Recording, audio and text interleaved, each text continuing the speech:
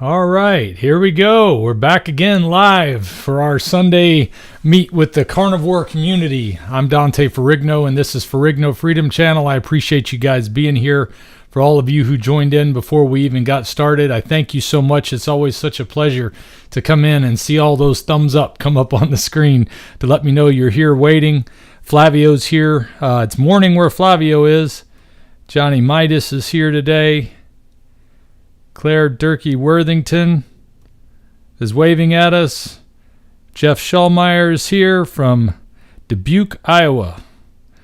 Yep, Mr. Steaks equals cakes himself. If you have watched any of my videos, you've probably seen that comment. I think he's left one on every single video I've ever had. I appreciate you, Jeff.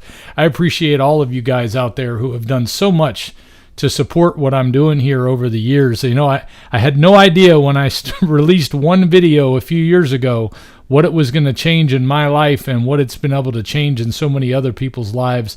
But I've enjoyed this ride with you guys because not only have I been able to change my physical life, my mental status, my overall mental health has gotten better, my spiritual life has gotten better on this journey, but I've made a lot of friends along the way. And it is truly amazing to me every time I meet another person out there in this community who expresses their gratitude for things like people I am doing and the other people that have led me into this path, like Michaela Peterson and Jordan Peterson were the big influence for me to take the step into a carnivore way of eating.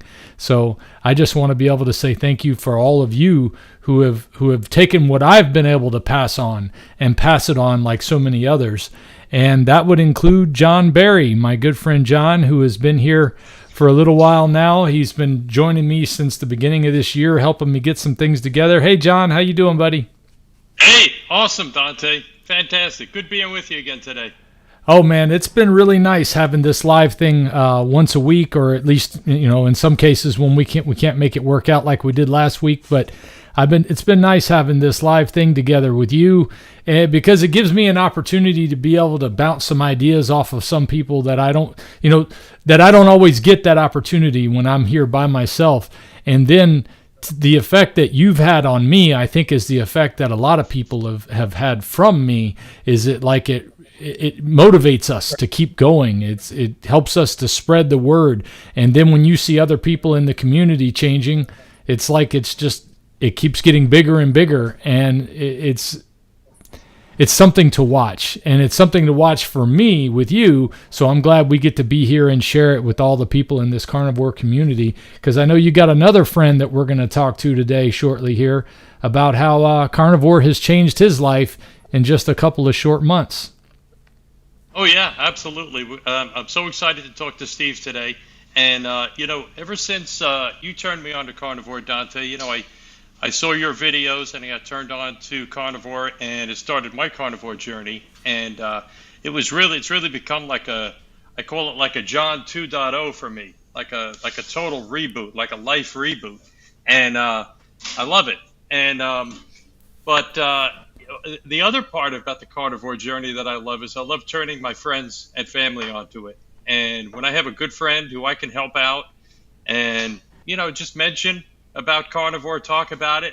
And then when I see someone like Steve and his wife Bonnie who grab it and just embrace it, and nothing makes me happier than when I can get on the phone in the morning, call Steve, chat a little bit, and say, hey, how you doing? I get the feedback, and he gives me great reports, and we're going to be hearing from him today. But it's been, I would say, equally satisfying to me, not only what I've gotten myself out of carnivore in my life, but then all of my friends and hearing from them has been amazingly uplifting for me.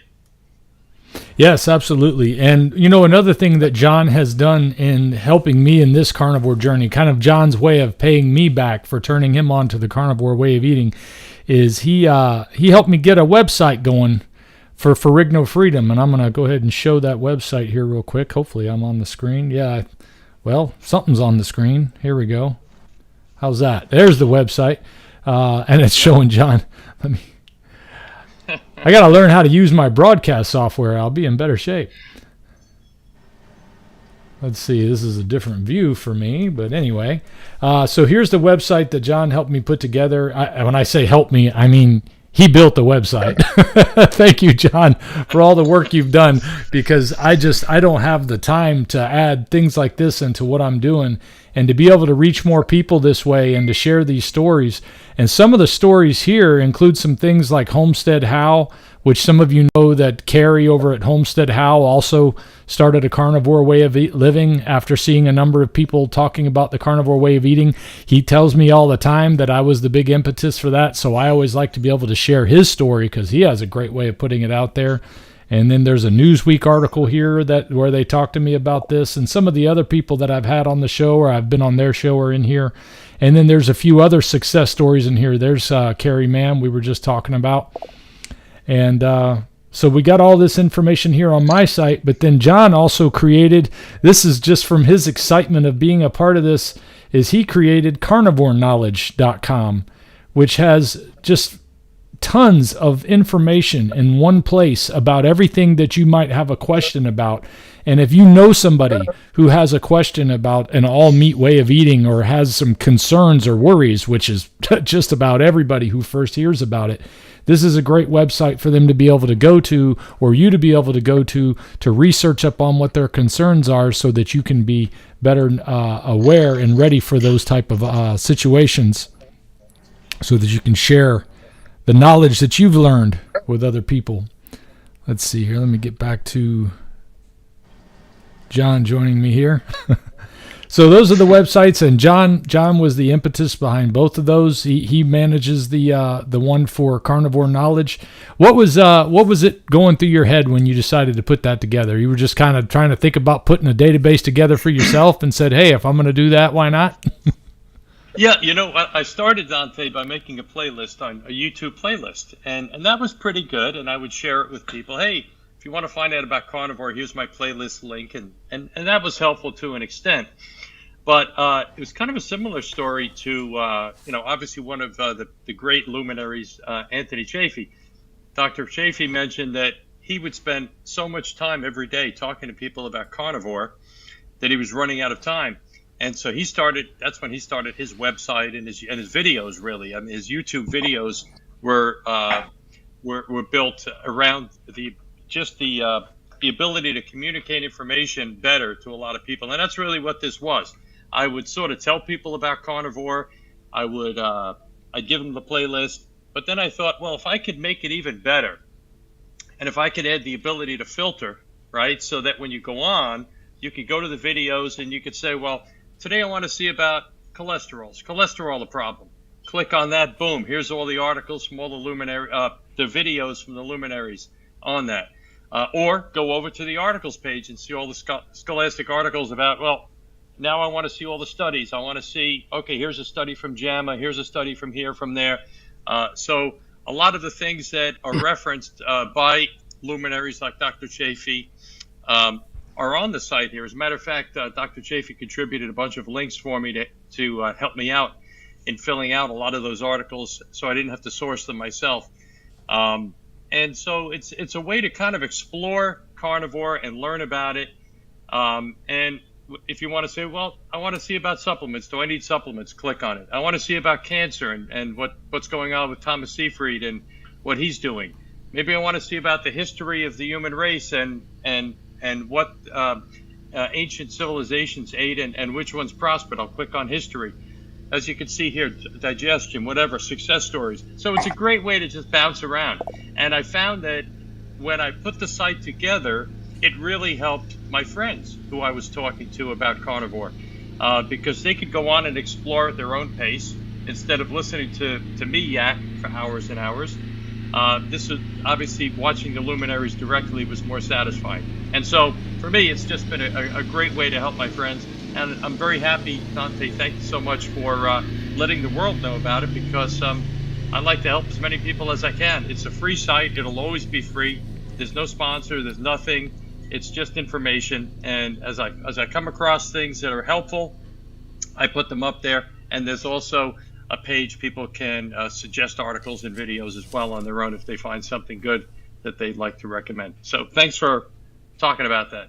Absolutely. And that's what made Ferrigno Freedom come together, was helping other people. and getting help. I mean, I get as much help from the community as I ever give. So I'm thankful for everything that we all do together to encourage. It's such a breath of fresh air sometimes to go through some of the comments on some of the videos that I have. And then also when we're looking at the Facebook page, especially the private group that I have set up on Facebook for us to come together and talk about these kind of things. It's nice to see so many people encouraging each other in the right direction than so much of the negative things that we see in so many other places. And there is always a need for arguing over certain things. Sometimes we have to argue our point, but it's nice to have people that are there supporting you when you're dealing with a new way of eating to most people. The idea that has been drowned out of us over 100 years of being told to eat sugar and eat grains and eat all this stuff that we've been lied to about for so long. It's difficult to operate in society, and then you don't have, like, you start to lose a mooring. You feel like, well, I used to be able to just call my doctor if I had a question, or I could Google search it and I could find it on MedLife or something, you know, whatever the website was. But so many times now you find that information has been skewed by people who had different interests other than your health. And having something like this is invaluable. So thank you for that, John. Thank you for what you've contributed. And without any further ado, let's introduce the gentleman we're going to be speaking with today, Mr. Toomey. If you want to give a quick intro for him, John, and then I'll bring him in with us. Awesome. Well, Steve is just one of the most interesting, fascinating guys that I've met. He's a really good friend. Steve has a really interesting life story. He's a contractor. He builds houses. He renovates homes. Really creative guy. He's the best pun star that I've ever met. He thinks his mind goes so quick. You say something, he comes with like the best pun that you've ever heard. This happens 100 times a day with Steve. Absolutely great guy. He has a magnificent home. I've been in his home. It's very interesting. Steve and Bonnie are a beautiful couple, and Steve's wife Bonnie has actually joined him on the carnivore diet right from day one. And I don't know if she's going to be joining us on the video or not. She might be a little screen shy, I'm not sure, but if she would definitely dress it up. She's a beautiful woman, and she's really super charming as well. But she's got a great story, and hopefully Steve will convey some of her story as well. So let's bring him on. All right, and you didn't say he was a pawn star, right? You said he's a pun star? I was thinking of that. Sorry, pun. P-U-N. Thank you. Yes, he is a pun. I mean, one time I sent him a video of a pile of meat that I had cut up, and Steve comes back with a text, "The stakes are high." I mean, this is it's every second out of his head. Anyway, Steve, welcome. Here he is. How you doing, Steve? Hey, John. Hey, great. How are you guys? We're doing good. We're doing good, brother, and we're thankful to be able to have you here and talk about how in just a short period of time, Carnivore has made some changes for you. But I think something that's always good to do is to kind of give people a little bit of background on yourself, because like many of us, you know, you probably just been working a life, eating your whatever food comes available in this chaotic world we live in, trying to figure out how to get through. And you probably, like many of us, tried to eat healthy and wondered why it wasn't working out so well. But if you could give us some of your story, kind of give us the background you came from when it comes to dealing with health issues, and maybe with weight if that's an issue, or if there were other health issues, and how you came to this and how it's made changes for you. Well, I think ever since I was a little kid, I loved food. And I had two brothers and a sister. And I would clean off the table, and as I was cleaning the table, I'd eat whatever was left over. So I had the nickname of Beef over as a kid. I was a little bit chubby. I got sick when I was 12 and went in the hospital. I went from 145 pounds down to 114 on a no-salt diet. That was the first diet I was on. But I came out of that and felt good and slim, and then through my high school years, I boxed and played football and kept my weight off pretty well. The doctor charts always said I was supposed to be 170 pounds. The last time I was 170, I think I was in 5th or 6th grade. But I think we just buy into this idea that as we age, I'm 62 now, probably thinking I was 52, but anyway, I think people just think as they age, they're going to get the creaks and the cranks, and the old injuries are going to come back, and they just have to live with the pain. In fact, our primary care physician told my wife she had to live with the pain. There wasn't anything he could do for her, down her leg and the small of her back. And so as I've been doing the diet with John's mentoring, I noticed within the first week, my shoulder pains were gone, and I had 2 cortisone shots in there at one point because they were so sore. And within the first week, I didn't have any low back pain, no crinks and cranks, and we drove down to Asheville, North Carolina to see my daughter, and then out to Hilton Head and to Florida. In 3 to 4 hours driving, I'd jump out of the car to get gas, and I'd just move freely. There was no tin man oiling the joints or anything, and I said, this is incredible. So, and John told us, he said, it's a food desert out there. You're going to have trouble finding steak on that trip. But we actually found Cracker Barrel, and they had a $14.99 steak that we would eat, and we had it 3 times a day at Cracker Barrel on our way. We had a little map of where they were, and we continued to lose weight on the trip and continued to feel good. And when we got back to my daughter's house in Massachusetts, we stopped and they had pizza, and it was from an old pizza joint we used to go to all the time. So I treated myself to 2 pieces. Well, that night, I said, Nat, have you got any Tums or Rolaids? I had heartburn. I felt achy. I got up the next morning. I was stiff getting out of bed. I said, damn it, I'm not doing that again. And so it's been 2 months. I've been sticking straight to the carnivore, just meat, salt, and water, a little glass of wine here and there. But and I feel great. We're building a carriage shed. I'm up and down off the ladders and just no pain. I feel great.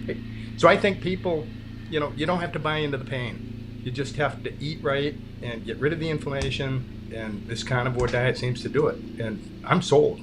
So.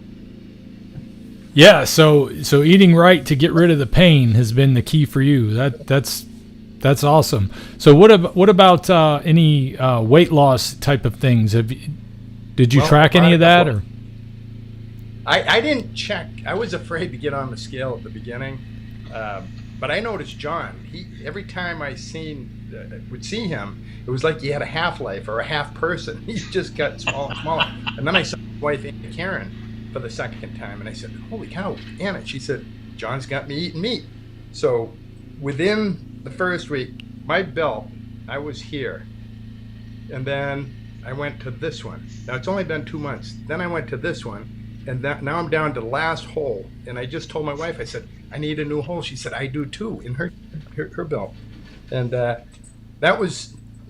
that's what I can say about the weight loss. And I bought new shirts before we left online, Western cut. I like the Western cut.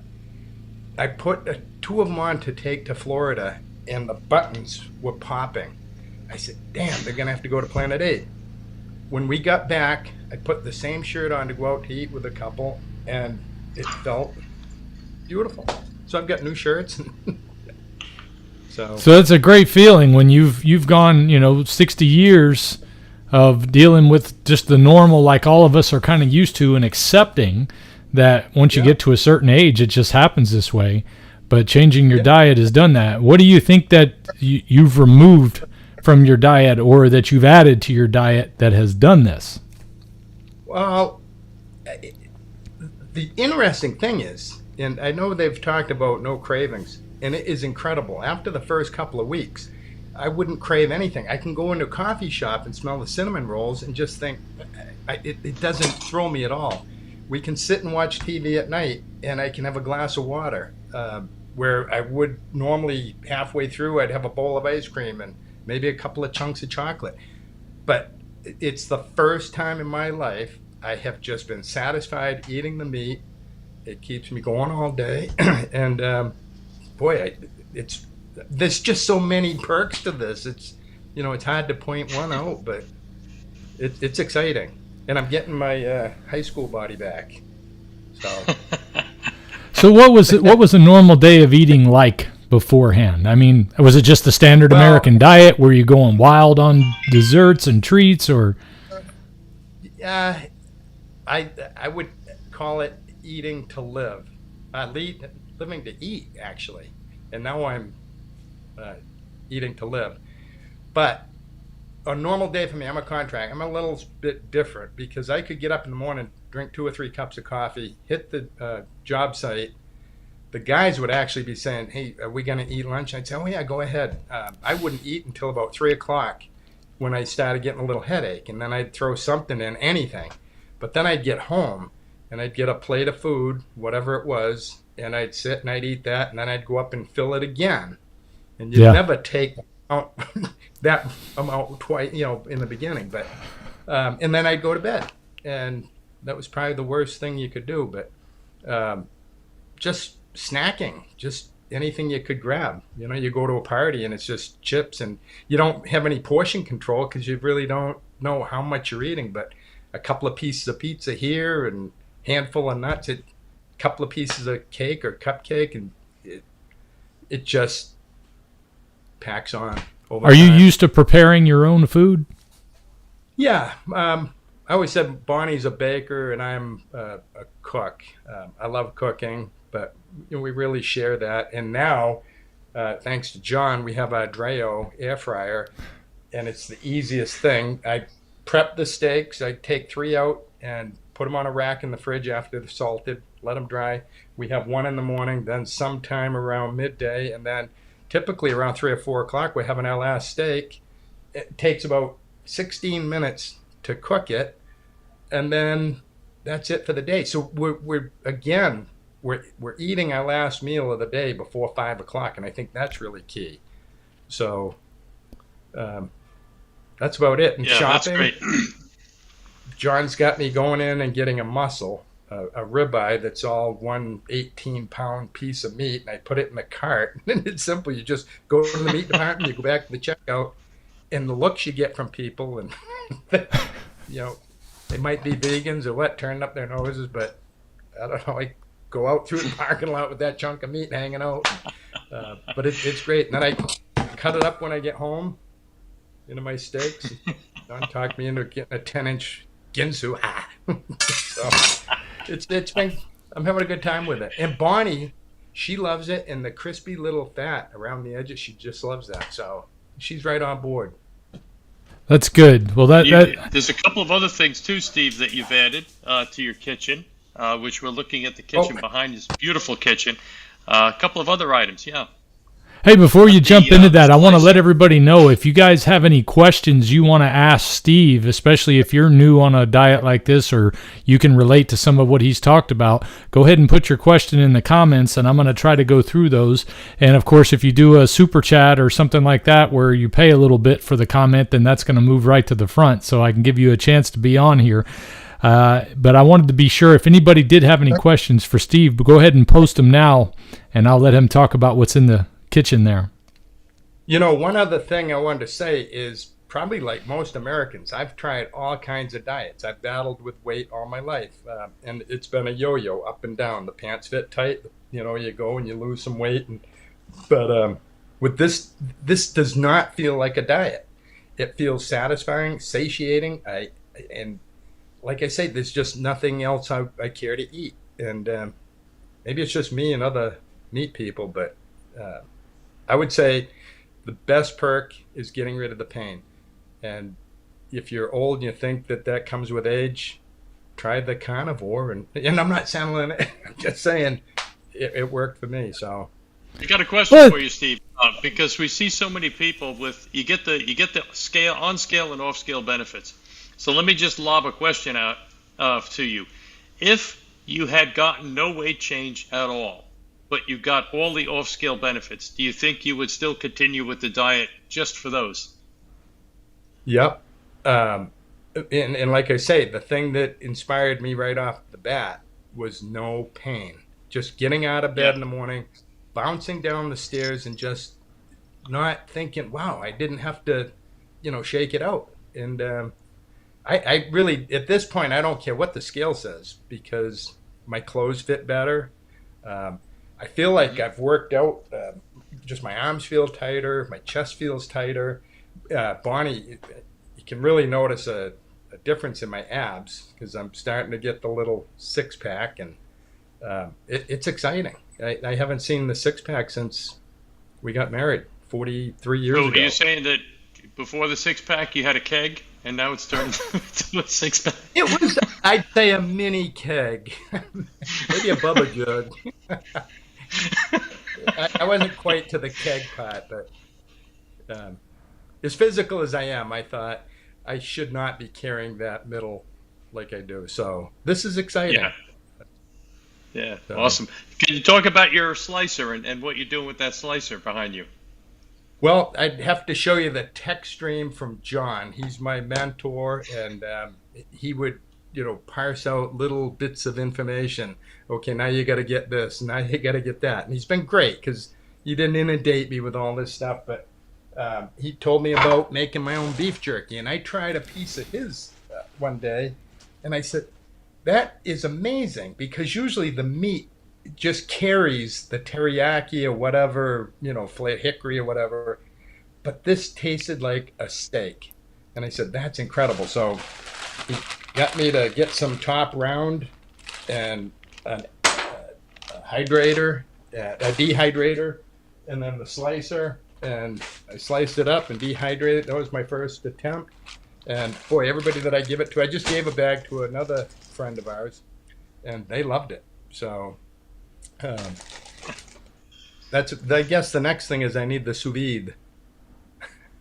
Oh yeah. I've been having a lot of success with the sous vide. I was also telling Dante the other day about it. Is what we're doing now is we're taking cheap cuts of meat like a chuck steak and turning them into a ribeye, as far as the taste and the consistency, the texture, the tenderness. Yeah. Putting them in the sous vide for 24, 36, 48 hours, and the meals have been amazing. Yeah, I use sous vide, and then I use the, what do you call that thing? The sous vide gun, which is like a flamethrower you can play with in the house. Although I set off the fire alarm when I do, so I usually use it outside. But it was a lot of fun cooking the meat that way, I can tell you that.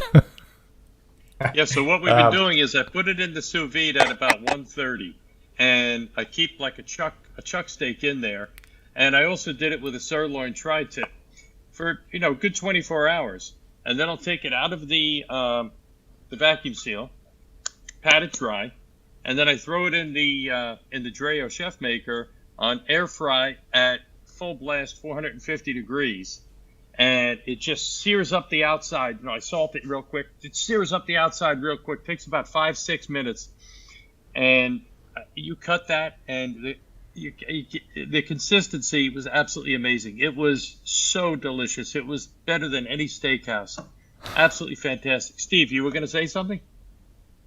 Oh, I was just going to say, the other thing I noticed, I don't like long fingernails at all, but it seems like weekly now I'm cutting my nails just to keep them short.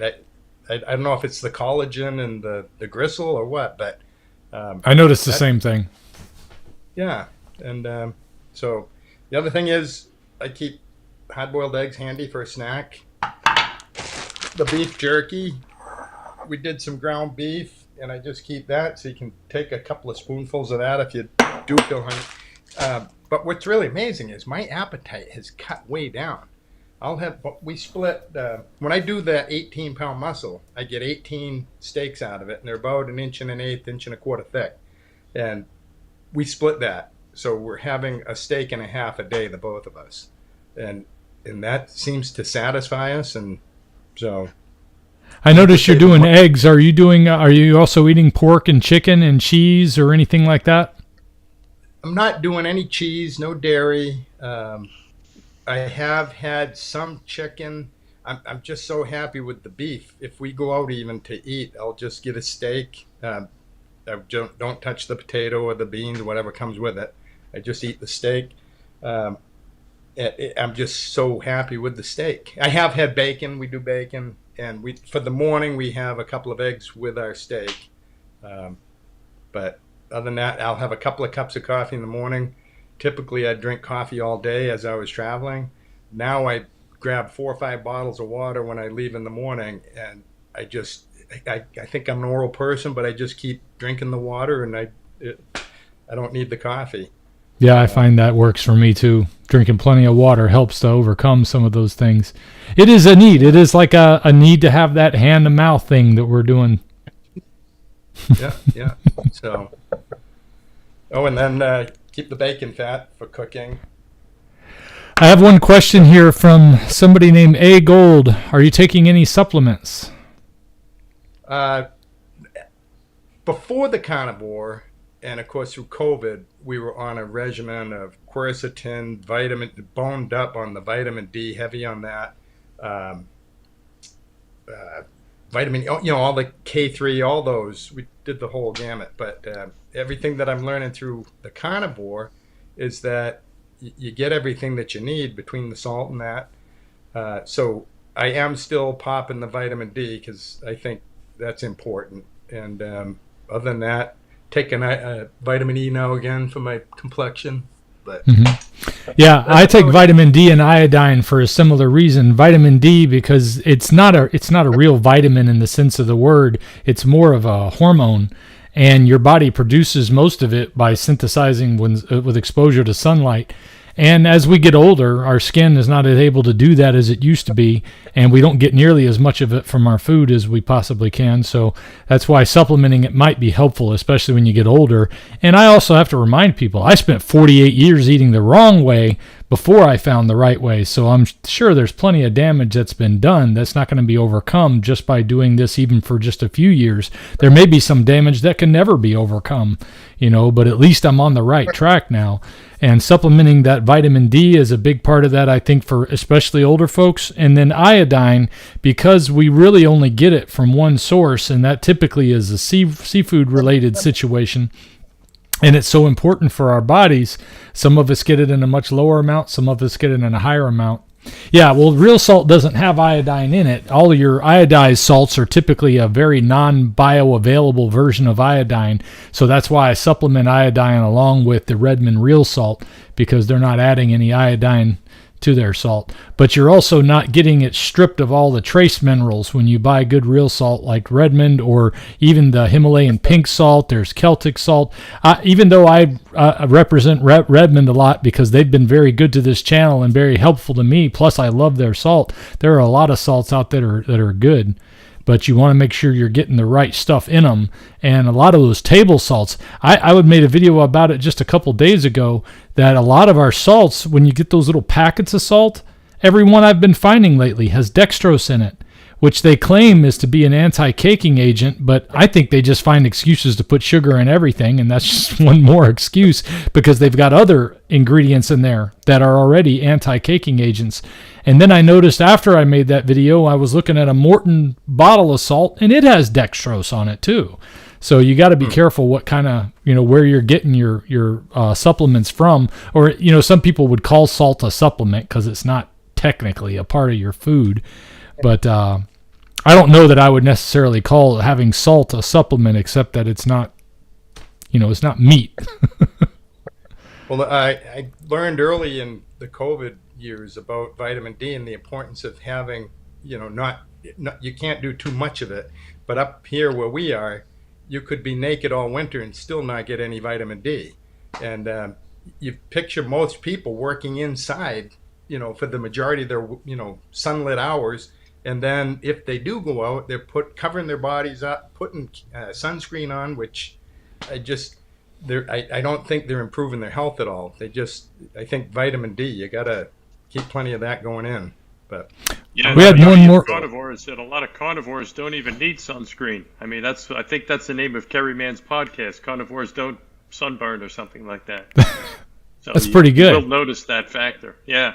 And we just a lot of the sunscreens. Actually, I watched one of the health luminaries several years ago with a skin expert, and it's crazy because a lot of the sunscreens are blocking UV, but the near infrared is actually the wavelength that actually causes most of the damage that could lead to cancer. So it's if you're a carnivore, you probably are not. You're going to need quite a bit less of that, and I haven't used it since I've been on carnivore. I was down in Florida for a month and a half visiting my dad. Never put sunscreen on. I was fantastic.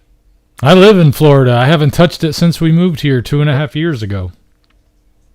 And So, you were yeah. full carnivore at that time. Yeah. I started carnivore just before we moved here. My mother, she used to take baby oil and iodine, mix it together, and then we'd baste her.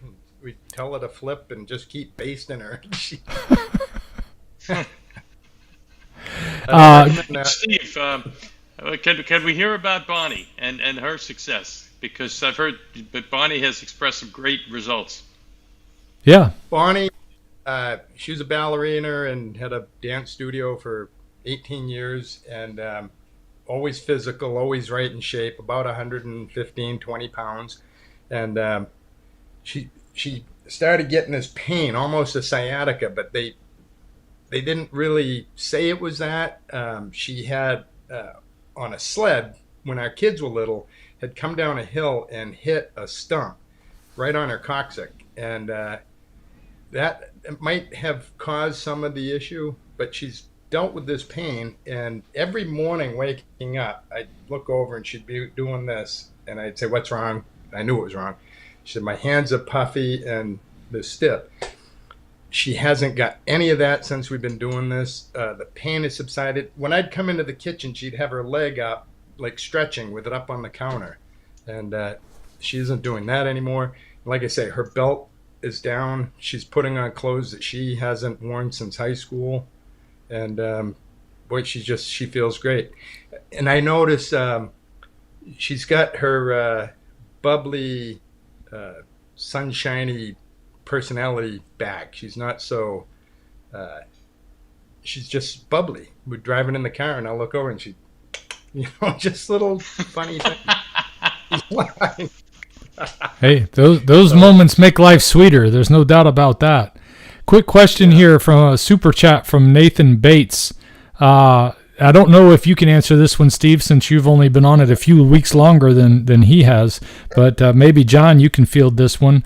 Nathan Bates asks, 6 weeks on carnivore and haven't lost any weight. So his concern is obvious. What is he doing wrong? Well, I've got an interesting anecdote to share there, Dante. Another friend of mine, Johanna, she's a chiropractor, fantastic chiropractor, wonderful person. And she went on the carnivore diet probably about the same time that Steve started.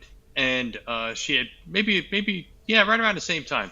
And so she was on it a couple of months, and her weight had not changed. But what was happening, and she didn't realize it, that happens to so many, is that there's a body weight transformation. So the number on the scale is the same. But what's happening is that you're losing fat and you're gaining muscle. So probably, you can see your waist size changing, whatever. The muscle's going on, the fat's coming off, but the number's the same. And I would say that anyone that's lost weight on carnivore, you've actually lost more pounds of fat than you're seeing on the scale. Because as you heard Steve say, he could feel, and I feel it too, he could feel his muscles growing, his biceps are bigger, his chest, the muscles. And so your body is getting what it needs to build the muscle. So anyway, so she was a little concerned about it. She felt really good on the diet, but she thought she was going to lose some pounds. Well, she called me up after she went to see her doctor. She has a DO that she works with. And she walked in the office, and the first thing the DO said was, "Wow, what have you done? Your body, you've got so much muscle on you now. You look so vibrant and healthy." And it was great to hear because she was looking at the number. She's looking at daily increments. She just thought the number needed to change, but in reality, her body was changing in a very positive way. I can relate to that in so many other ways, even in any field of endeavor where you're trying to do something good, or even what I'm doing here. Sometimes I feel like I'm not accomplishing anything, and then I'll bump into somebody out in public and they'll tell me how I've changed their life with this channel.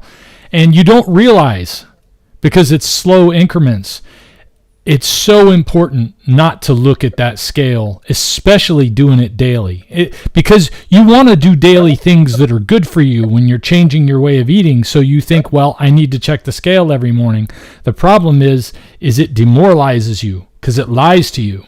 it tells you exactly what John was talking about. You see a change in weight, but it wasn't a change that you were expecting because you were cutting back on the things you thought that raised your weight.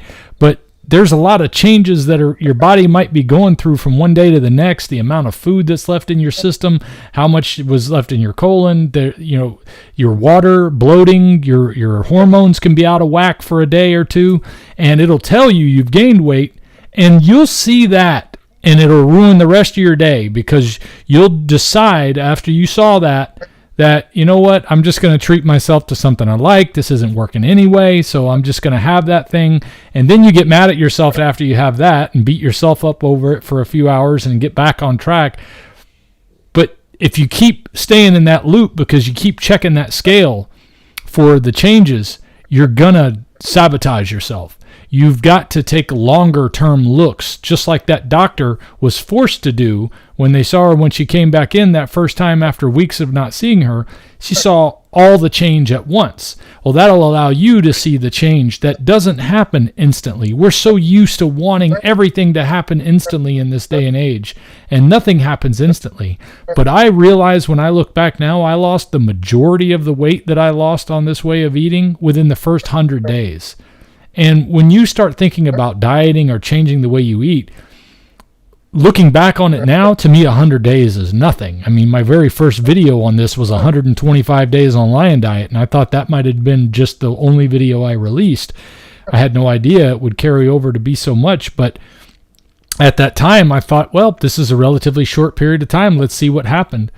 But you can change a lot in a short period of time, but it doesn't always happen in those slow increments, especially early on. If, it depends on what your diet was like before, that's going to have an effect on how fast it comes off as well.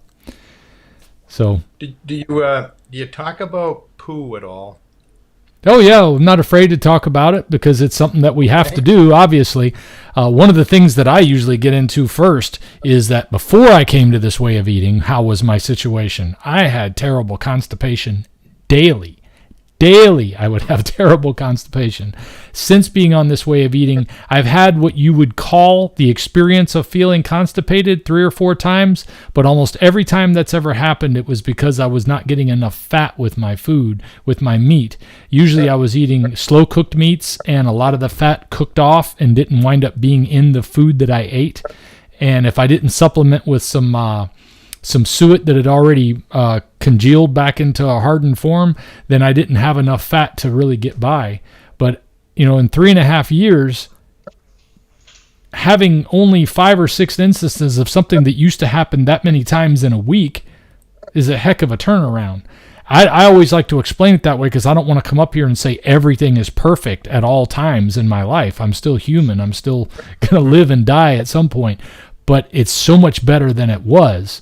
And they're regular bathroom visits. Now, in the beginning, obviously, I had keto flu like everybody seems to experience, and I've heard different reasons for why we experience that, and I'm sure John can probably illuminate a few ways that he's looked into on it already. But generally, after 3.5 years, I'm still going regular when I need to, just not as often as I used to. How about you? I was going to say, I called myself the human worm because I would eat and I would poo. It was almost like as soon as I was done. And so I'm really regular. I never had a problem like that. But what I noticed on this, and like you say, I think some days I might not get enough fat because I have never not gone in a day. And now I seem to go in the morning and then I'm good until the next morning. Just really regular. So I think that's good. It seems more normal, I guess.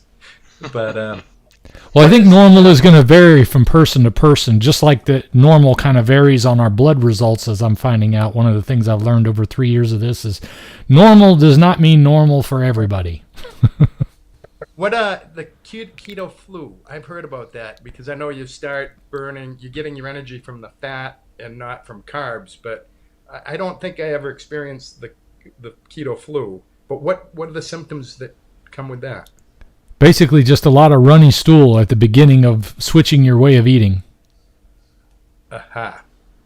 Okay. And also you could get fatigue and headaches and things like that. Mm-hmm. And it's that grouchy period because your body your body's in the mode, if you're not keto or carnivore, your body's in the mode of getting its energy from the carbs. And if you think about it, it makes sense that your body would not immediately switch into fat mode, because if you've been eating carbs, the brain is saying, well, we've been eating carbs, there must be more carbs around here. Let's go get some more carbs. Instead of burning this body fat, let's keep the body fat in reserve and go get some more carbs. You know, if you think about it, if you're running around in the wild, that's what your brain would look after you that way. But you know, after a few days of no carbs, the body finally gets the idea that there's going to be no carbs coming and says, okay, time to switch over, and ketosis kicks in. But during that transition, the blood sugar tends to be low. There's crankiness, fatigue, and things like that. But you can really help with that by drinking a lot of water and putting salt in the water. So what I generally tell people coming out to carnivore is that, and I think you probably recall I said a lot of these things to you in the beginning, Steve. I was kind of throwing a lot at you, but I said, look, eat a lot, eat often, eat multiple times a day, and eat a lot of food, and eat a lot of fat, and always have food ready. So I love your props there. You got the eggs, the boiled eggs ready. You've got your cooked chopped meat ready. Bacon is good to have ready. I just did some. I'm going to go grabbing when someone else is talking. I'm going to show you my bacon jerky that I made in the dehydrator. It's absolutely fantastic. So things like, you know, having cooked bacon, cooked eggs, the cooked chopped meat, and just having it ready, so you'll never be in a situation where you're getting hungry and you're tempted to snack. So I think that having those ready foods and making sure that you eat a lot, because when you are switching over to carnivore, as you said, your appetite can actually diminish. And so you can make the mistake of not eating enough. So it's really important in the beginning to make sure that you eat a lot. Don't worry about it. You're still going to lose weight, I tell people. You know, just eat a lot, eat 3 meals a day, and eat a lot of fat, and have a lot of good carnivore snacks ready to go. And whatever those are you the do, things that I think really help people. whatever you do, don't go hungry. That's the thing that a lot of people see. We've been in those diet modes, and we'll tell ourselves, okay, I've already eaten enough today, but I'm still hungry. Now, you will eventually learn, your body will tell you signals of craving and signals of hunger can be two different things. And once you start to learn that, you can adjust a little bit, because if you realize that you're hungry, but only pizza will solve your hunger, or only ice cream will solve your hunger, that's not hunger. That is a craving. That is an emotional need for something that has nothing to do with your body's desire for fuel or energy or anything like that. So this is the bacon jerky that I made. I took the Kasuri dehydrator, which Steve has, Dante has, I have, and I laid this in there at 165 degrees. I think this was on for, I don't remember if it was, I honestly don't remember if it was 4, 6, or 8 hours, but it might have been 6 or 8. But look at how it didn't lose the fat. It didn't crinkle up, and it didn't lose the fat draining out. I did 2 big packs of bacon, and there was very little fat in the bottom of the pan, in the bottom of the dehydrator. So this is a great snack, because you keep it in the fridge. It's going to last 2-3 weeks in the fridge. I put half of it in the freezer for when that's done, and it's the type of thing that you could throw in your car. I don't think you're going to have any problem having it sit around, as long as it's not like in a hot car. But if you were out and about and you had it with you, I guess you'd call it purse bacon. But when you bite into this, the fat just explodes in your mouth. It's absolutely fantastic. Hey, River asks, do you guys eat veggies? If so, which ones? So I guess this is a common question I get whenever I tell people I only eat meat. The very next question is, no vegetables? Well, that's kind of included in only meat, but go ahead. We've tried to be... absolutely no veggies. Steve, you don't eat any veggies, right? Well, occasionally I'll have a little steamed cauliflower if we feel like we need something just to give color to it. but it's just been a little cauliflower and broccoli. And other than that, it's meat. We're trying to stick to it, but we're newbies, and sometimes it just feels like we need a little cauliflower or broccoli. So. Yeah. About how often is that? The only reason I ask is I know there's a lot of people who are worried about making mistakes and all these other things, and do I need to be religious about this? And I think it's different for each person, but I'd love to hear how your experience has been. I think we're really happy with the results of this, and I see it lasting for life.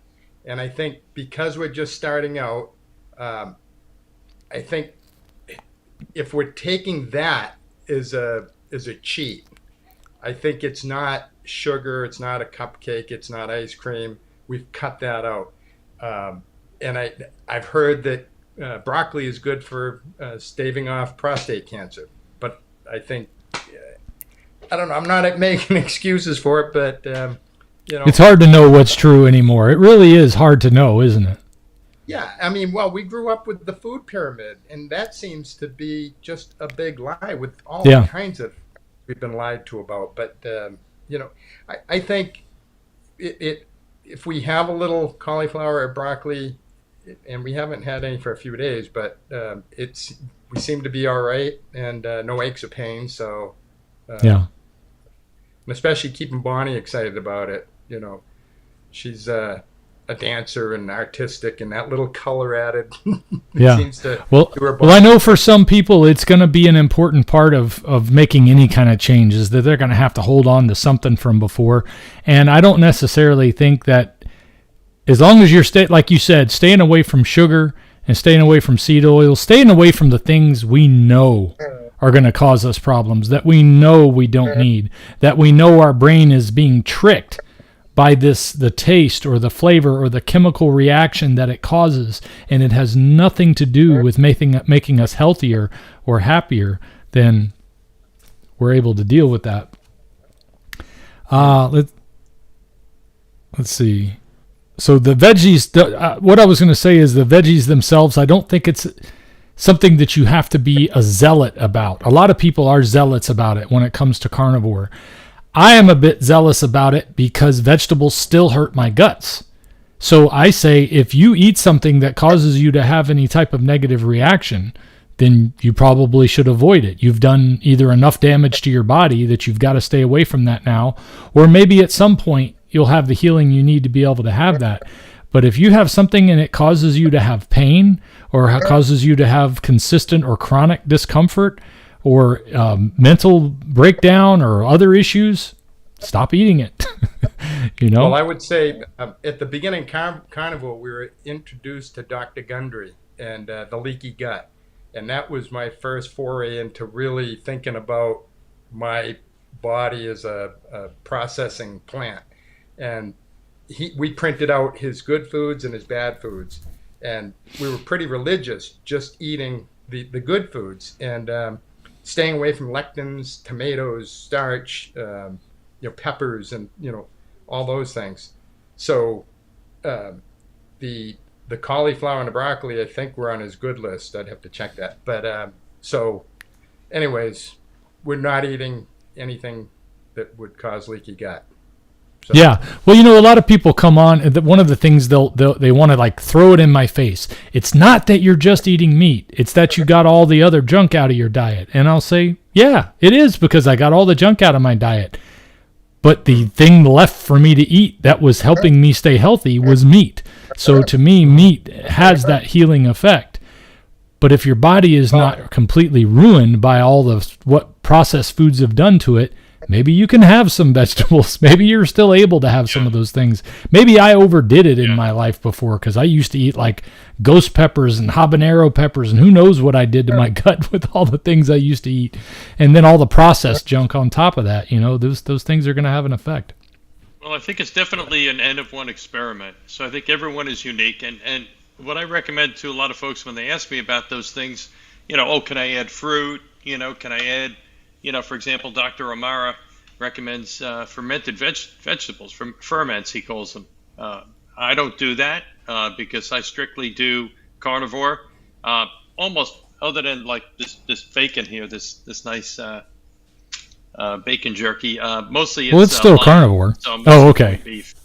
Yeah, but at any rate, I don't do the ferment, but some people do, and it's fine. And I say, look, one good approach is do a strict carnivore diet, no dairy. If that gets you the results you want, maybe you even want to try going to Lion and seeing if that gets you to an even higher level. But once you're on the Lion diet and it's only beef, salt, and water, and you see how life is, then if you want to introduce something, maybe it's broccoli, maybe you want to have an apple now and then, or maybe it's pork or chicken, maybe some berries, whatever, or maybe it's just pork and chicken. If you introduce it and you don't see a downside from the standpoint of the weight or inflammation and other problems, if it's important to you, then you can do it. But it's going to be very individualized. I think we develop habits of, it's evening, your kids are to bed, and now it's your time, and you sit in a chair, and then it's just automatic to get a snack, get popcorn, get the ice cream. But like I say, we haven't been doing any of that. But the other night, just before bed, I just had this first craving for a little sweet something. So I went to the fridge, and the first thing I was going to do was get a chunk of chocolate. And I said, no, I'm not going to do that. I opened up the fridge, and there was a thing of strawberries. I took one of the strawberries, and I bit it, and it was like a sugar blast. I said, holy cow, it was unbelievable. But I think it's just because I haven't been having sugar that I had that all explosive reaction with the strawberry. So, well, not to mention all the crossbreeding that has been done over the years to our plants and all the genetic manipulation that they've done to plants to make them higher in carbohydrates, to make them more addictive, has made our fruits and vegetables have more of that sweet reaction, not necessarily vegetables, but definitely the fruits, that it's like biting into a ball of sugar as opposed to something natural. It's so much higher than it used to be that once you get used to not having what our numb bodies were already used to, it's like, oh my gosh, what in the world have they done to this strawberry? But back when you used to eat all that stuff, it was just a drop in the bucket. Yeah. I got another question, and I know we're getting close to an hour, so I want to make sure I don't miss any questions. Frankie Durso III says, I have been on carnivore for 3 weeks today, down 25 pounds. That sounds good, by the way. As of this morning, should I be drinking salt water to stop leg cramps if they continue, and do I add more salt? Well, I could say to that, I was getting some leg cramping, and so I did a lot of research, and I came across Dr. Chafee, and a lot of people talk about magnesium, and I had already been taking quite a bit of magnesium glycinate every night, and it's cramping up like crazy. And Dr. Chafee said, it's just, you're not drinking enough. No matter what, a lot of people say magnesium. He said, you just have to have more liquids. So I really made a concerted effort to drink a lot more water, and the cramping disappeared. Do you add salt to that water? All of that water, or just a portion of it? Because I had been salting my water all along, but right around that time, I also stopped doing salt.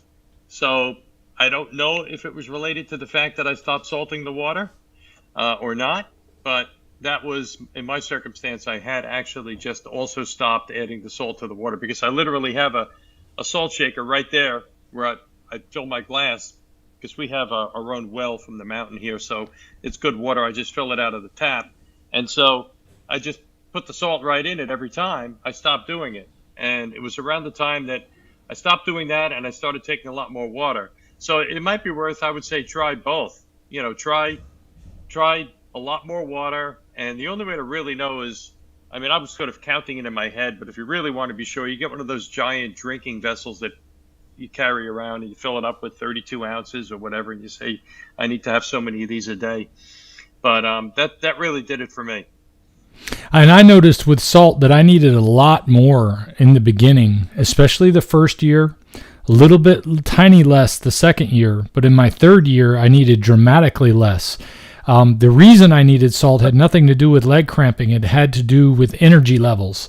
If I didn't have enough salt, I didn't have enough energy, was where I was feeling the difference. Like electrolytes would be gone and I would just have no energy at all.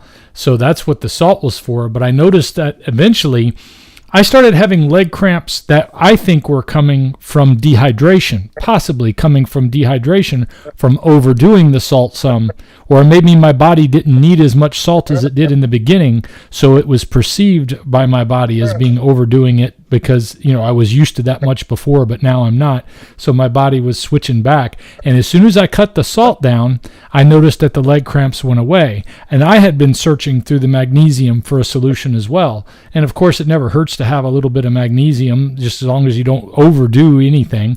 But I don't think you can really overdo a lot of these things, because usually what you don't need is just urinated out when you take supplements like potassium and magnesium.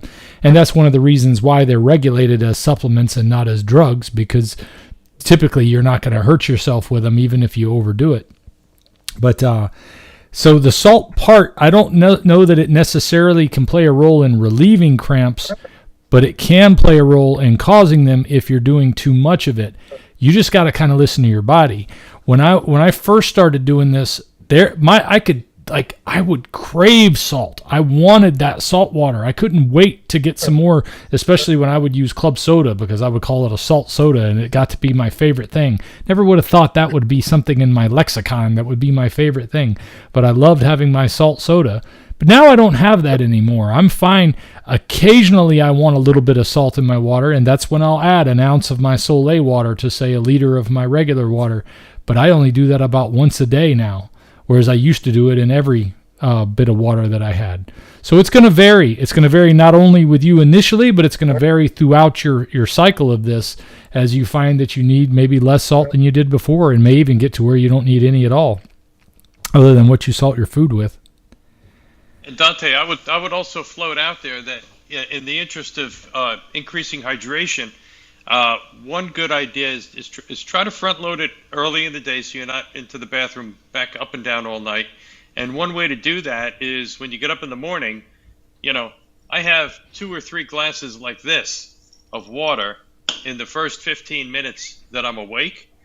And then I'd also suggest try to have it in between the meals, because I don't know if you really want to dilute your digestive enzymes by drinking a couple of glasses with the food. Maybe stop drinking water, half an hour or at least 15 minutes before you're eating, and then, wait an hour at least after you're finished eating before you start having water. But try to load as much of it in, before, say, 3-4 o'clock, so that you don't have to have as much in the evening and have a problem with, jumping out of bed all night. Yeah, I had to do a lot of that, but I was doing that before this way of eating, and I've noticed that has improved over the past 3 years, where I used to get up like every hour. Now I can get through the night and only get up once, or in some rare cases, I don't have to get up at all. So that's kind of amazing to me, because I drink so much more water than I ever did before. Well, I think that one of the factors there in frequency of urination is that if you're eating a carb-heavy diet, or even a diet with carbs to even a moderate degree, you're going to have a higher blood sugar. And higher blood sugar is going to cause your body retain water, to have more frequent need to urinate. So I find that my blood sugars, and I was eating a keto diet before I went on carnivore, and my blood sugars were still always 100, 110. I could never get to that 80 number. Now I'm in the low 80s all the time. I haven't even checked in a long time, because it was just like a rock. And I think that plays a big factor to me, to not having to jump into the bathroom all the time. It's a great bonus. And that drinking water in the morning, this is especially important if you're a coffee drinker. A lot of people think first thing I got to do is get my coffee to get their eyes open. My wife is still one that battles with that. If I don't have her coffee waiting when she wakes up, because I'm always up before she is, then she's not going to get up. That's mostly what it is. But I've tried to tell her, and I'm going to tell you guys, when you get that water in your system first thing, water is like a catalyst for everything our body does. If your brain is waking up, the water is going to help get that going a lot better than coffee will. And if you're going to continue to drink coffee, try to do it an hour or two after that first waking up, and let it be something that gives you that mid-morning boost, as opposed to trying to force yourself awake with something that's like a stimulant. Give your body what it needs to properly wake up, which is that catalyst of water, and keep the caffeine for that midday boost, I guess, or that mid-morning boost that you sometimes that's also need. a recommendation that Andrew Huberman puts out, and it has to do with the adenosine cycle.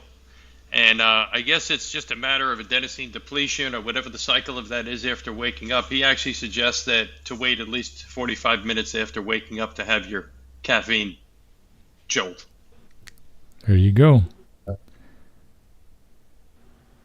Let's see.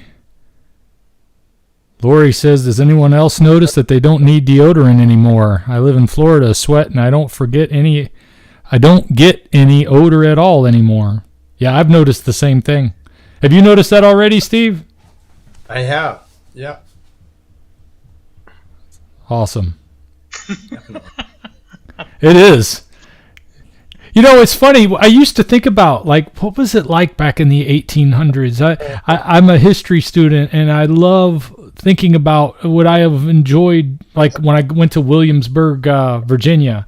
It's like going back in time. You know, you're there. Everybody's dressed for the period. The actors that are in Williamsburg walk around as if they live in that time period. And if you talk to them about something that's outside of their time period, they'll act like you're, some future man, that's got crazy ideas. And I would think, would I actually enjoy this, where people had this lack of technology and lack of medicine and all these other things? And then I would think, and it must have stank. So, with all the outhouses and the horses and things like that. But one of the things I've learned is I don't think things stank as much as they do now. Including our own bathroom visits seem to be less affected by this. When I was on Big Mo Cattle, I was at their farm with the cattle. One of the things I noticed when I was with cattle that eat grass, that don't eat a bunch of stuff that they're not built to eat, is they didn't stink either. It didn't smell like I was driving by a dairy where you just can't wait to get past when you're driving by one of those dairies because they stink to high heaven. It didn't have that effect. But I think that's something interesting, is that we used to wonder what it would be like to live without deodorant and live without soaps that we have now, and everybody washes every day. I don't feel the need to take a bath or a shower every day the way I used to in the past. I could literally go a week or so without it, and it wouldn't change anything. I just do it out of habit now. I love my shower. I'm still twice a day. I enjoy the shower. But it is amazing that, you look at all the benefits of carnivore, and if there was a pill, that it would be $1 trillion blockbuster drug that, even if it did even one or two of the things that carnivore does. Hey, you don't need sunscreen. Oh, you don't stink. You don't have this problem. You don't have BO. You don't have pains. You don't have aches. You don't, the weight loss. All this craziness that's going on right now with people wanting to go on Ozempic, which God knows what that's doing to your body. Shopping gets a lot carnivore easier. Does it all. Yeah, you're buying meat. You go through the aisles. You see all that prepackaged, processed stuff.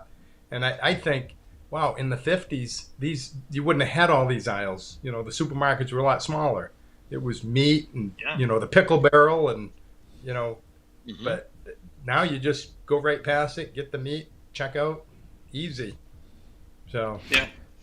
Peter, the Dutch carnivore, has a quick question for you, John. How'd you prevent the fat from dripping down on the bacon? Oh, yes, Peter. Well, Peter, I just put it on the trays. So you can see this, it's a pretty thick piece of bacon there. And it did slightly drip. I had, I think, 3 trays. Yes, I had 2 packs of bacon. They were pretty big packs. It was, this stuff came in like a block like this, and it was sliced this way. It wasn't your typical slanted thing. It was a pretty big block of bacon. So the trays on the large cassourie were such that it took 3 of those trays to hold all the bacon. So, it was, you figure the top one, the bottom one, the middle, the bottom, it's going to drip, drip, drip. But at the end of the cycle, I had just a little puddle at the bottom. It was minor. When you think about all that bacon, I would have had probably at least a couple of cups of fat. But it was really just a little bit of a drizzle at the bottom. Fortunately, the Kasori dehydrator has like a plastic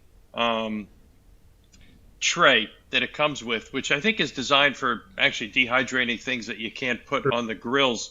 But I use it in the bottom as a catch-all to catch anything that drips down. And so it was really just a couple of drops. And I think it's, I put it on 165 as at the temperature. So as you can see, it didn't crinkle. And I think at that temperature, it's just enough to firm it up nice and dry it out. And without it doesn't without, look like, it shrunk. It didn't shrink in your thickness or your length. It looks like pretty much the way you took it out of the wrap. Yeah. And it's definitely enough temperature to kill any bacteria or anything that you'd have to be worried about in pork. So sounds good. Hey, you've mentioned that Kasori dehydrator a few times, and it reminded me that we have something on the website that John created for me. For those of you just joining me again, this is the website that John put together for me here. It's ferrignofreedom.com, and one of the things we have on there is an area for any of the merchandise that I usually talk about on this show. We need to put that and the Dreo in here, but this way people can find all the things that a lot of times we talk about, because I don't remember to always mention how people can find these things. But this way, anybody who's interested in trying to make some of this stuff, they know now, if they're watching this live stream, that you can find it on the site. But I also put a lot of this stuff in the description of this video and every video that I make. So that way, if you're interested in some of the things we're talking about, if you want to say, hey, I want to give that a try, and you want to use what we used, I either have it on the website or in the description of the video you're watching. Question from Mary Harder about dairy. How about dairy? Are you doing any dairy at all, Steve? No, not a stitch. Bonnie occasionally will get little half and half in a coffee is her little treat. But I haven't done not a stitch of dairy in the 2 months I've been doing it. But I did just, my steak finished. This is from my Dreo, and it's a ribeye. Beautiful. Beautiful. That Dreo is fantastic. And Dante, thank you so much for turning me on to the Dreo. And of course, I then turned Steve on to the Dreo. And we call our Dreo baby. We're so happy with that machine.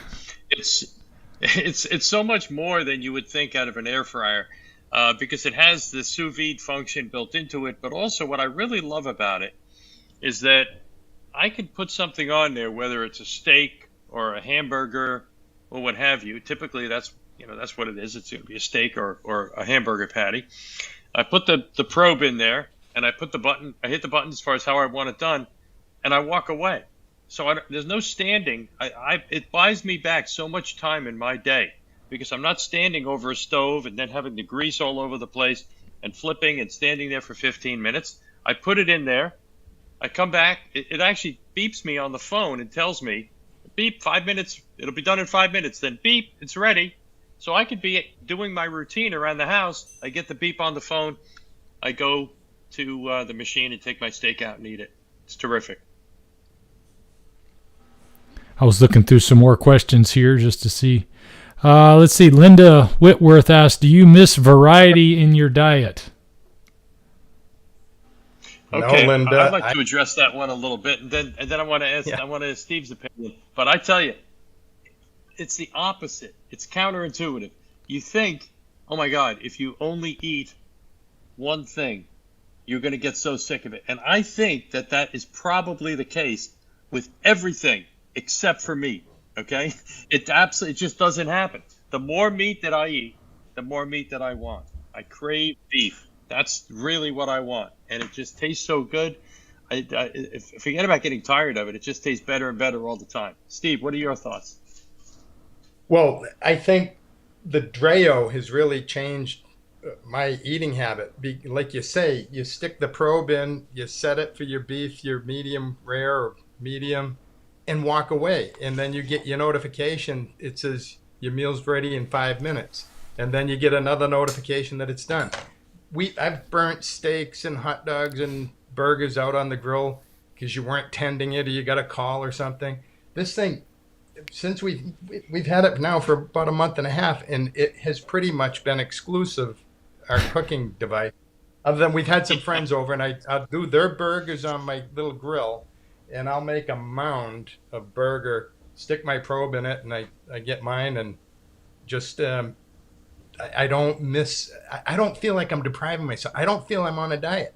I'm just happy and satisfied with the beef, and it sears it so nicely. We put a little butter on there when we do it, and the salt, and then you take your plate, and I don't think Bonnie ever pictured herself doing this, but she'll actually take the drippings from her plate and drink it. Yeah, me too. Oh yeah. Oh, it's Absolutely. just the best. Yeah, the Dreo is like fantastic. It's funny because we just had a massive renovation in the home, and we redid the entire kitchen. Everything got ripped out, and so we got the latest and the greatest. We got this convection steam oven, and we got this convective cooktop that uses magnetism and all this stuff. And we were going to town on it, but then once we started Carnivore, it's all about the Dreo, only because it's so much easier, because I could put the food in and walk away. It's fantastic. All that money you wasted on a Yeah, I know. That's how I felt building this house recently. I was like, what am I going to do with a stove? I guess I'll use the stove to make eggs for the kids. That's about all this has been used for. I make bacon and eggs for the kids and my wife almost every day. But we do the same. I just wanted to say to Linda, as you get into if you stick with this diet for a week or two, just the changes you start to feel, they become exciting, and that becomes the motivation to stick with it. And you get to a point where you don't want to put any. I look at stuff like it's poison, and I don't want to put it in. And I just want to keep reducing my mass, and that it's just a driving force. So. Now, Steve, you mentioned you mentioned your pizza story where you did a diversion and you had your pizza and you saw the result of what happened there, and you said, okay, well, that's great. I think that when people divert from carnivore after being on it for a time, that's when they see the dramatic change from day to day, and they say, go right back on it and you get the benefits. Can you tell the story about Bonnie and the hamburger? Bonnie and the hamburger. And you had your kids over for Mother's Day, and you made the hamburgers, and you had yours plain, and Bonnie decided to treat herself and put it on the bun and put the tomato and everything else on it and the cheese and all that. And what happened? That's the story. Thank you, John. No, that's how it went down. She was in a moment where, just the pizza. I hadn't had the pizza since I moved from Massachusetts, and they make their sauce with somebody said orange soda, so it's a little bit sweeter. And just eating that pizza, it was just, oh my God, it was so good, those two pieces. And I suffered for it. But Bonnie, we had that cookout, and I toasted buns for everybody, and I grilled their burgers, and I noticed she was putting tomato and lettuce and her mustard and ketchup on there and eating the bun, and I just, go ahead. And the next day she said, oh my God, I won't do that again. It's, minutes on the lips, forever on the hips, and just made her feel cramped up. And she woke up the next morning doing, she said, I can't believe I ate that, and I'm all puffy again. So it just, that kind of anecdotal experience just drives you to keep doing it. Yeah, and so many people will try to convince you that that's a bad side of carnivore. They'll try to convince you that, because now you can't eat anything anymore that used to be on your diet, that just goes to show that you've ruined your body or something like that. And I'm thinking to myself, just because the human body is resilient enough to take the beating that we've been giving it for 48 plus years in my case, or in some cases longer amount of time, doesn't mean that you're doing damage to yourself by eating this way. It's just that your body was resilient enough to deal with it for a long time. And finally, you said, you know what? I'm going to take all the chains off of you. I'm going to take all the implements, all the things that I put in you all this time that's holding you back and keeping you down. And we're going to see how that does. All of a sudden, you're free. Well, as soon as you put the chains back on, of course, you're going to feel like you're chained down and feeling awful again because you put the chains back on. Yeah. We went out to eat with a couple and Walter's Basin, and like I say, I ordered the steak that came with the potato and the beans, and I just, you kind of fake it, you move it around a little bit, ate the steak, and then the waiter came over and started clearing the plates. And on our way home, Jim said to me, "You didn't eat your beans and your potato." And I said, "No, I'm just trying this carnivore thing, see how it works." I said, "I'm feeling good." And Bonnie and I said, we're not going to be freaks and tell anybody what we're doing, because then you are perceived as a freak or whatever. But that's what we do. Just, kind of fake it. We go to a house party. We went last night to one and just kind of faked it. Had water, and they had some pastrami. We ate the pastrami. They had some kind of cheesy thing on it, but I just pushed that off and ate the pastrami. And so you can do it. You got to pick your battles on who you're going to proselytize to about whether or not they need to be paying attention to what you're doing. I look at it this way. If they start asking you about it, typically it's going to be because you're doing something different than the rest of the herd. What are you doing? And the first thing they hear when they hear it is they think, oh, well, you're going to die of cancer or whatever. So they stop listening almost immediately. When people start to react that way, I just let them go down that path because they're not ready to hear the truth yet. They're hearing something that doesn't jive with what they've been told, so they've already rejected it in their head. And that kind of goes back to a biblical matter. Don't ever judge something until you've looked into the matter. And it's one of those things that has helped me throughout my life is when I judge things too early, that's usually when I make a mistake. And this way of eating is just like anything else that's going to be, like, say, for instance, coming to God. It wakes you up. You get changed by it, and you can't help but talk about it. You can't help but want to share it with others. And it does make you seem like a bit of a freak because so many of us are happy in our misery. Those people that are making you feel like a freak are not bad people. They're just people who are comfortable with their current misery. That it's comfortable to them. And when they see somebody breaking free from it, it makes them realize, one, I got to take action. I should do something. And I don't want to do anything. And I definitely don't want to do what he's doing because I'd rather have a cookie right now. So you pick not to talk to somebody when they're entrenched in that thinking. But when you get that positive response, when you get, oh yeah, I've heard, because you're going to start to get that more and more. It's a lot more now for me than it was in the past. Yeah, I've heard good things about that. So how'd that go? Then you've got an opportunity to spread the word just like John did with you. And all that matters is that they're responding positively to it, and that you can nurture that. Don't worry about the ones who say something negative. I share Jordan Peterson's story with people and his link because the success that he had over the past 5-6 years. Yeah. And hearing all kinds of stuff that he had. And his daughter, she's just a testimony in herself. Yeah. But on the food desert, Bonnie and I were heading down to Mass the other day. We had to go, but I was like, I'm hungry. We stopped at the roadside diner thing and went in, and I looked at the menu, and they had a double cheeseburger. So I said to the girl, okay, I'm going to have a double cheeseburger, but hold the cheese, hold the bun, don't put any mustard or anything on it. And she said, I think I got to charge you for a burger. And I said, well, no, do you have a key that you can add a burger or add bacon? She said, yeah. And I said, well, just add 2 patties to nothing. And so she said, oh, wow. So she got at the register, and She said, you know what? I'm saving you money. It's only $4 a patty. So it was an $8 double burger with no cheese, but it would have been $16 for the double cheeseburger. So it cost me half price, and I felt really good sitting there just eating my 2 patties. And so you can do it. You can find the food. Yeah. And then you could McDonald's, also take, I've had McDonald's, you could get the individual patties. Yeah.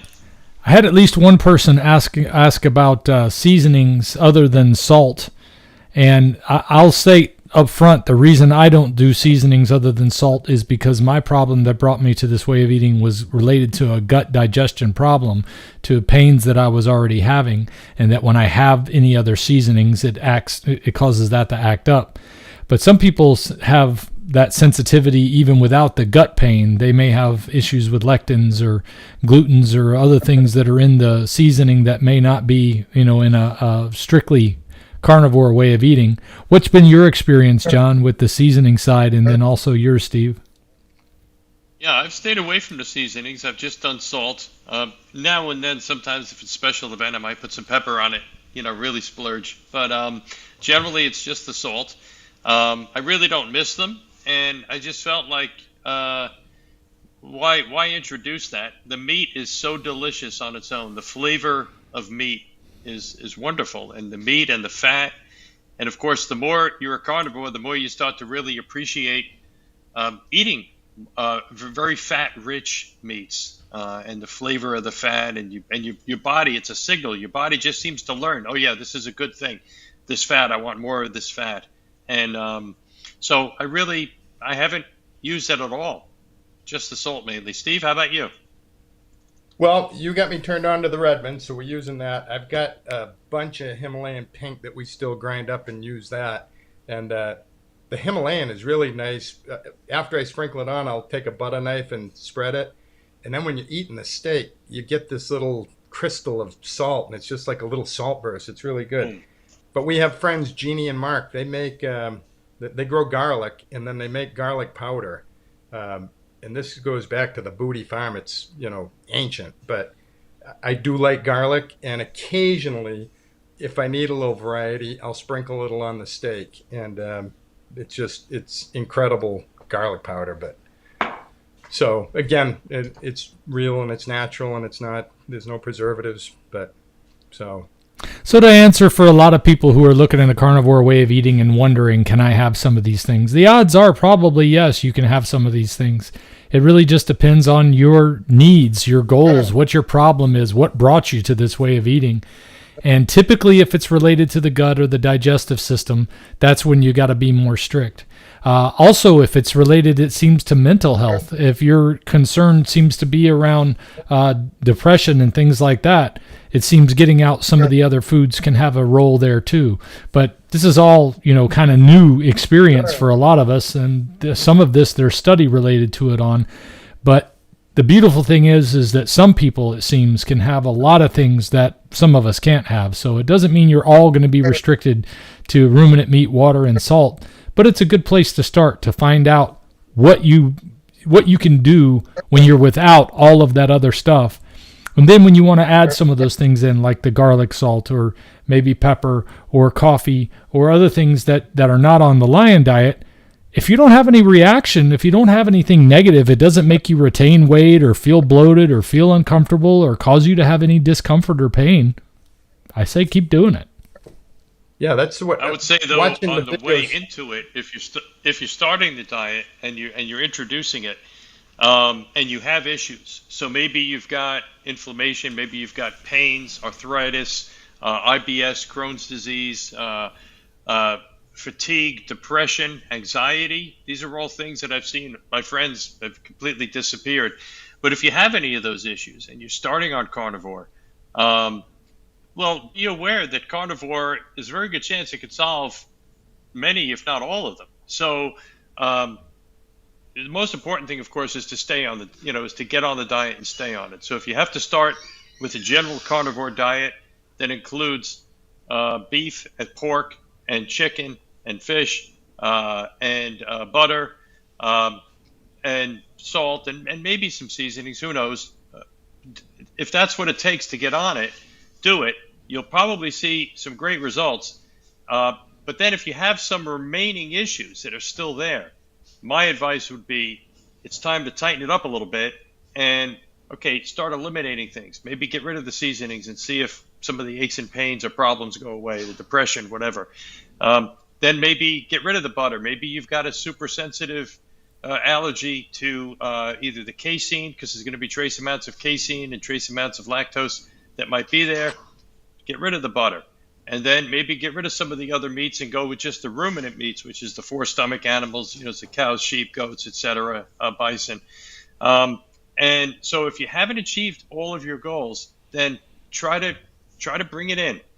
And then if you get to the point where, wow, this is amazing, I've been doing this for 90 days, lying, I have no depression, no anxiety, no aches and pains, my body weight is really optimized, I've got my sleep is great, my energy is great. Now you could go in reverse and say, all right, I'm going to start having some bacon. I'm going to start, maybe having some eggs. I'm going to maybe start having what have you. Maybe like Steve, maybe throw some broccoli in now and then, whatever. And like you said, Dante, then if you're okay with it. But if you're still, my advice is if you're still trying to solve problems, if you still see that you have problems, really try to, and you haven't tightened it all the way out to lion, I would encourage people to, if you're not all the way home free with all of your problems, keep on going a little bit more and get to lion and try lion for, at least 30 days on strict lion and see how you feel there. And then once you're good, then back it off. All right, guys. Go ahead. I was just going to say, listening to some of the people, some of the videos on YouTube, they seem to all say they've alleviated depression.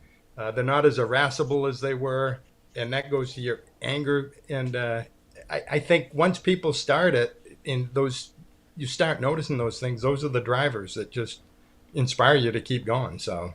Yeah, and that's a big one for me. And I always like to point out to people that it's not necessarily going to cure any of this stuff, but it's going to make your body operate like it's supposed to in a lot of ways that you may not be used to. And you'll feel like you've been cured of things. But when it comes to depression and anxiety, we can bring that on ourselves without our diet. But I think the standard American diet actually exacerbates our depression and our anxiety. It takes it to a different level that it wouldn't be at were it not for the poisons that are in that food. And you talked about getting on the diet and staying on the diet. I like to think of it, when you said that, it kind of clicked in my head. It's more like getting off the wrong diet that we have been on for the past 50 or more years, that we've been told to eat the food pyramid and to avoid cholesterol and all of these other things. We're not getting on a diet because people don't want to be on a diet, first of all. Even people who are healthy don't want to be on a diet. We're getting off of a bad diet and getting back to the natural diet. Yes. I leave you with the last word, John and well Steve. Said. I agree. From now on, I'm not going to say I'm on carnivore diet to people. I'm going to say I got off the standard American diet. That is brilliance. Thank you, Dante. Well said. There you go. Yeah. And you've got to do what feels good for yourself. And I know it's working for me. I feel good. Bonnie feels good. So we're just going to stick with it and see how it goes. Awesome. Well, hopefully we'll be able to have you back on in another year or so, Steve, or something, who knows when, to come back and tell us how it's gone on since then. Sure, and I'll try to get Bonnie on then. Oh, that would be great. Yeah, it doesn't have to be a year from now. I'm just saying in the future, if we can get together again, I'd love to hear how it's going for you as you continue on down. And John, again, thank you as always for joining us again today. I appreciate you being a part of what I've been doing here since we met earlier this year. It has been a blessing for me, and I hope it's been a blessing for everybody who is here today to come and listen to this, to get some encouragement from people who have experienced the changes, people who are currently experiencing the changes, and let you know that there's hope for you too. There is definitely hope. There's a lot of reasons for us that seems to give up hope these days, but there is hope to be had in getting healthier, and it changes all the other aspects, I think. So let's stick with it, guys. Don't be afraid to give something a try just because you've been told most of your life that it wasn't a good way to go. It might be worth everything for you to give it a look since so many people are having such good responses. All right, guys, I see y'all playing in the background. I'm going to go ahead and end it here. And if anybody has any other questions or comments, put some down in the video below in the comment section, because John sometimes checks out the videos again. Maybe Steve will be back by to answer your question. Steve, do you have any social media that you'd want anybody to reach out to you for any reason? Or No, if you don't have like a YouTube channel or anything? No, but if your home is not becoming to you, you should be coming to me. Steve Toomey Construction. All right, guys, that's perfect. Perfect way to end it right there. I'm going to go ahead and take us out now, and I'll see you guys next time. Thanks again, Steve. Nice seeing you, John. Bye-bye. If we pay extra, could we maybe get some grease or fat?